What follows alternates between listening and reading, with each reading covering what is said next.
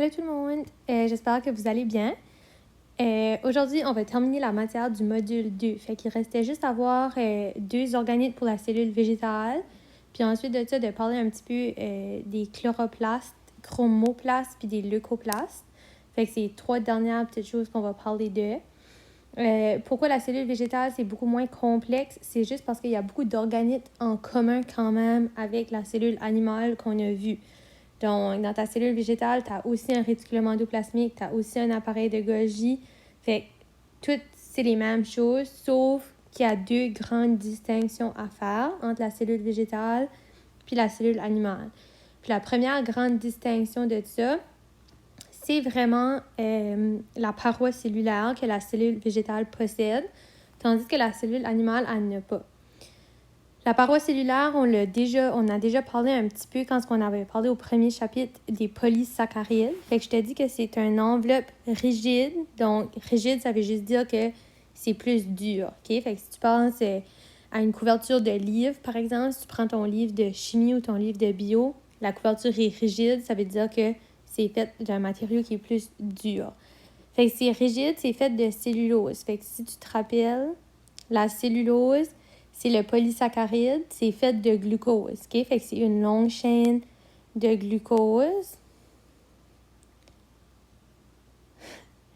Puis là, j'ai perdu mon petit crayon, fait que c'est pour ça que j'écris gros comme ça puis mal comme ça, là. Je sais que mon écriture n'est pas vergeuse d'habitude, mais... Tiens, longue chaîne de glucose, ça a pris toute la page, mais... comme dans la structure molle, comme la feuille, fait qu'elle peut être mince ou elle peut être épaisse. Puis on va voir après qu'est-ce qui fait la différence entre une couche mince puis une couche épaisse. C'est vraiment juste qu'est-ce qui la contient. Fait que par exemple, entre de la pectine, de la lignine, donc entre les cloisons primaires, secondaires. Ça sera un peu moins important pour les tests, mais je vous le dirai dans ce temps-là. Fait que, par exemple, si tu prends une feuille d'une plante, elle va être beaucoup plus molle que, par exemple, si tu prends la tige. Okay? Fait que c'est ça la différence, c'est que ta paroi des cellules va être plus épaisse. Elle est située où? Elle est autour de la membrane cellulaire et autour de la cellule végétale. Fait que ta cellule végétale, elle a quand même une membrane, mais elle a aussi une paroi. Fait qu'elle a une protection de plus que la cellule animale n'a pas. Fait que rappelle-toi que quand on parlait des solutions hypotoniques. Fait que dans une solution où est-ce que la cellule va gagner de l'eau, ben, la cellule végétale, elle ne pourra pas éclater parce que ta paroi cellulaire, justement, elle protège ça d'arriver. Puis son rôle, ben, elle soutient et renforce la cellule végétale. Fait que ça, c'est ses deux rôles. Fait que encore, comme je viens de dire, dans une solution hypotonique, ta cellule ne va pas éclater parce que elle reste comme telle à cause de sa paroi. 3 sortes de couches de la paroi, puis c'est vraiment là où est-ce que ça vient en considération si c'est mince ou épais. Fait que par exemple, ici, tu vois lamelle moyenne numéro 1. Fait que le numéro 1, c'est vraiment celle du milieu. Tu as les cloisons primaires 2, qui est les numéros 2 de chaque côté. Puis tu as les cloisons secondaires, qui est vraiment les deux parties quadrillées. Fait que ça, c'est comme si tu aurais deux cellules, une à côté de l'autre, avec chacun une paroi cellulaire. Qu'est-ce qui est la différence, puis pourquoi on a différentes compositions de parois? C'est vraiment comme qu'on vient de dire, c'est si que la feuille, par exemple une feuille, ou si c'est une tige, ça va changer. Fait que plus d'épaisseur que j'ai, plus épais que ça va être, moins d'épaisseur, moins épais. Fait que par exemple, si j'ai une cellule avec seulement le cloison secondaire, fait que la première partie à côté de la cellule, ça veut dire que ma cellule va être, la paroi cellulaire va être très, très mince. Ici, je te parle des descriptions. Je te demanderai pas nécessairement des questions à propos de ça sur le test, mais juste rapidement, la lamelle moyenne numéro 1, fait que vraiment la couche de l'extérieur. Elle contient diverses substances à base de pectine et de texture gélatineuse. Fait que c'est vraiment juste deux substances. Puis elle est située au point central de la paroi. Fait que c'est vraiment elle qui forme le centre. Le cloison primaire numéro 2, c'est une couche de chaque côté de la lamelle moyenne. Puis elle contient des fibres de cellulose et de la pectine. Fait vous allez voir qu'à chaque fois qu'on monte d'une chose, on rajoute quelque chose. Fait que la lamelle moyenne 1, elle contient juste de la pectine. Le cloison primaire numéro 2, il contient des fibres de cellulose plus de la pectine. Fait que les fibres de cellulose, on le sait, c'est un polysaccharide. Puis c'est ça qui donne la structure à la plante. Puis le cloison secondaire numéro 3, on dit qu'elle est située autour de la membrane cellulaire et persiste longtemps après la mort. Donc, elle va quand même rester là. Elle contient des fibres de cellulose, de la pectine et de la lignine. Fait que plus que tu as, par exemple, du cloison secondaire numéro 3, la lignine, c'est vraiment ça qui va donner au bois la dureté et la rigidité. Fait que si, par exemple, tu prends le tronc d'arbre, ben ça, c'est très, très, très dur. C'est une grande structure. Fait que ça a beaucoup de lignine comparé, par exemple, à une plante où est-ce que ta feuille est très, très souple, très mince. Dans ce cas-là, elle aurait juste que de la pectine.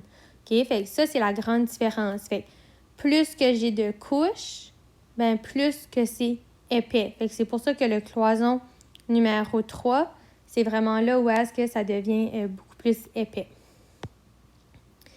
La vacuole centrale, donc ça aussi, c'est une différence entre la cellule animale et végétale. C'est que ta cellule végétale comprend juste une vacuole centrale. Donc, c'est un grand sac entouré d'une membrane qui est remplie de liquide.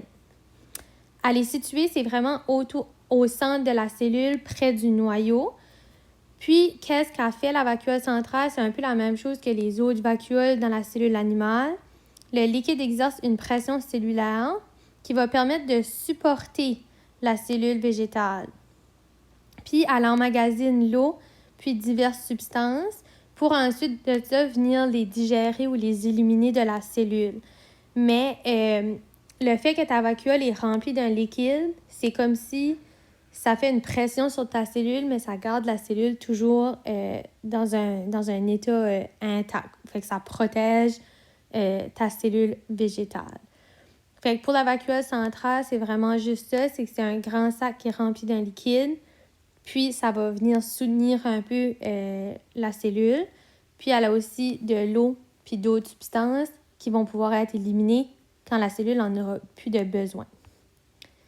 Fait que ici, tu peux le voir un peu. Fait qu'en bleu,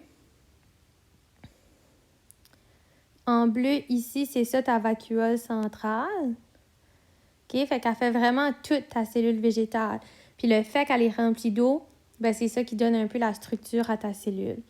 Puis ensuite de ça, ben, tu vois tous tes autres organites qui sont les mêmes organites qu'une cellule normale. Fait que ton appareil de Golgi, tu as ton réticulum endoplasmé rugueux, puis tu as le lisse en orange, tu as tes mitochondries.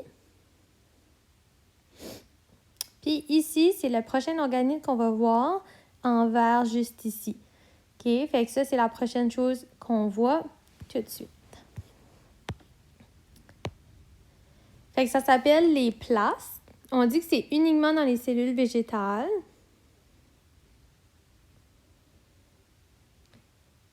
Fait qu'on les retrouve juste là. On dit que ça peut faire une usine de glucides, donc production de glucides, ou des entrepôts. Fait que des entrepôts à titre où est-ce que ça va venir emmagasiner des choses pour quand la cellule va en avoir besoin, ça va être à cet endroit-là. Tu as 3 types de plastes dans tes cellules végétales. La première, c'est les chloroplastes. Puis ça, vous n'avez déjà peut-être entendu parler quand vous avez parlé de la photosynthèse en 8e année ou en 7e. Fait que les chloroplastes, on dit que c'est un organite qui sert à la synthèse et au stockage de la nourriture. Fait que ça, c'est un de ses principaux rôles.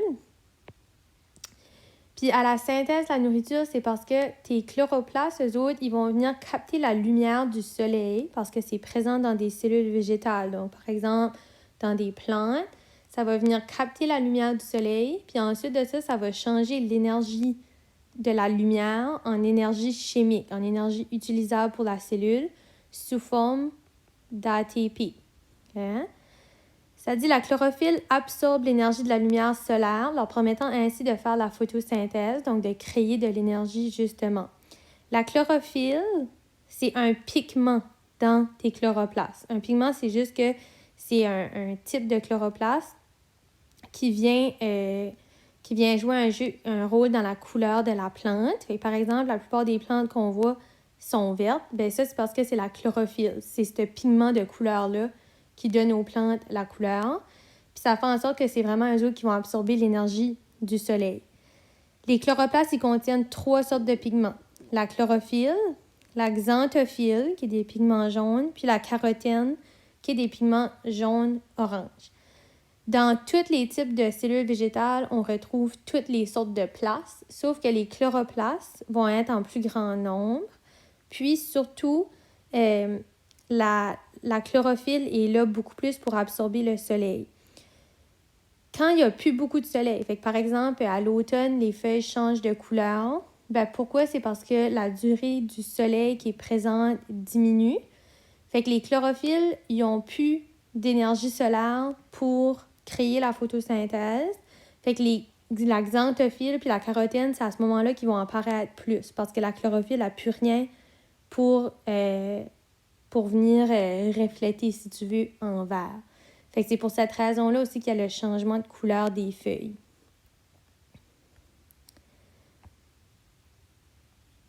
Fait que ici, tu les vois. Fait que toute case qui est... Ça, c'est à quoi un chloroplaste ressemble. Ceci, on appelle ça des thylakoïdes. OK? Fait que la petite montagne de petits disques, on dit que c'est des thylakoïdes.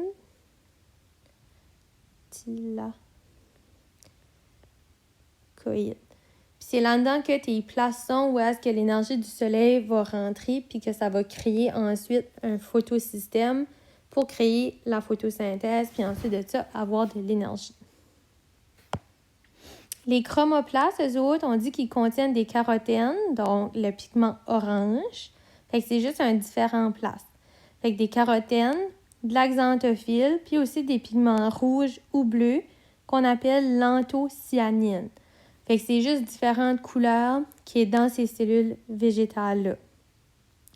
On les retrouve par exemple dans les pétales de fleurs et dans la peau des fruits mûrs. Fait que par exemple, quand tu as un fruit, je pense à la banane, okay, ben, tu as des cellules végétales sur la banane, ou est-ce qu'au début, ça va être ta banane, quand elle n'est pas mûre, elle est verte, puis à force de mûrir, elle devient jaune. C'est parce qu'à ce moment-là, il y aurait beaucoup plus de xanthophylle qui va apparaître. Des chloroplastes, en perdant leur chlorophylle, deviennent des chromoplastes. Okay? Fait que c'est comme je t'ai dit tantôt, par exemple, un chloroplaste qui est responsable de faire la photosynthèse, ben lui, il a beaucoup de chlorophylle. Puis quand le soleil diminue, parce qu'on s'en va vers l'hiver, ben à ce moment-là, les chloroplastes vont devenir des chromoplastes, puis c'est là que la chlorophylle disparaît.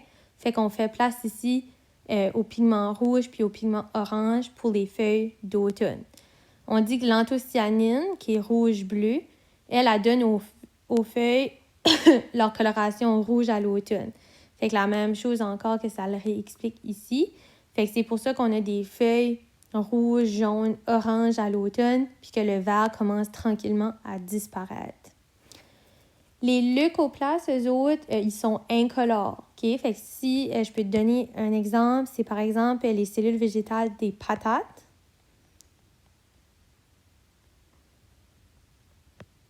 Okay? Fait qu'ils sont incolores et servent d'entrepôt de nourriture, surtout pour les amidons. L'amidon, rappelle-toi, c'est la source d'énergie chez les plantes, puis c'est un polysaccharide.